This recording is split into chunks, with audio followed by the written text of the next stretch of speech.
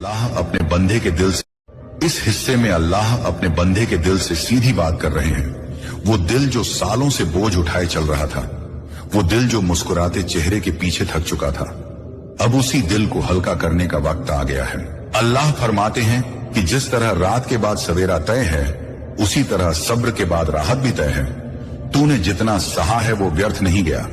हर ठोकर ने तुझे मजबूत किया, हर देरी ने तुझे समझदार बनाया, और अब वही समझदारी तुझे उस मोड़ पर ले आई है जहां से पीछे लौटना नहीं बल्कि आगे बढ़ना ही रास्ता है।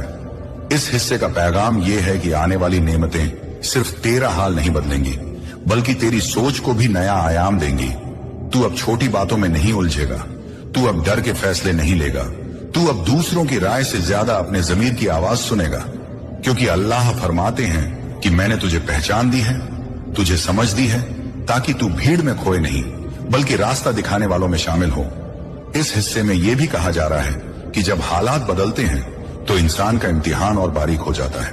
अब तुझे देखा जाएगा कि तू कितनी सादगी से चलता है, कितनी विनम्रता से बात करता है, कितनी ईमानदारी से अपने वादे निभाता है, क्योंकि ऊंचाई पर वही टिकता है जिसकी जड़ें सच्चाई में गहरी हों।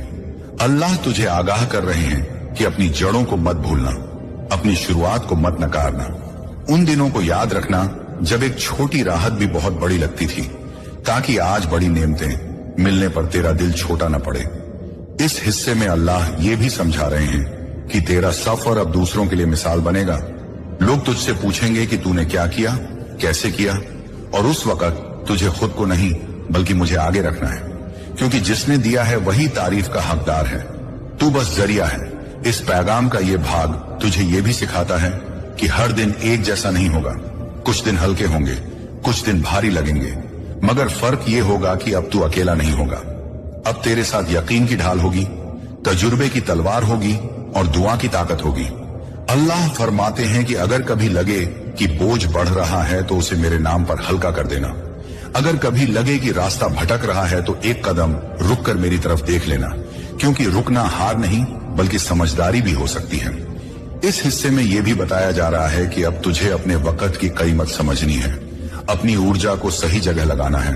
हर किसी को जवाब देना जरूरी नहीं, हर बुलावे पर जाना जरूरी नहीं। तुझे वही चुनना है जो तुझे तेरे मकसद के करीब ले जाए। अल्लाह तुझे ये आजादी दे रहे हैं कि तू अपने फैसले खुद ले, मगर उस आजादी के साथ जिम्मेदारी भी दे रहे हैं कि तू गलत को न अपनाए। इस हिस्से का पैगाम यह भी है कि तू अब सिर्फ अपने लिए नहीं जिएगा, तू अपनी मौजूदगी से दूसरों की जिंदगी आसान करेगा। तेरी एक मदद किसी के लिए नई शुरुआत बन सकती है।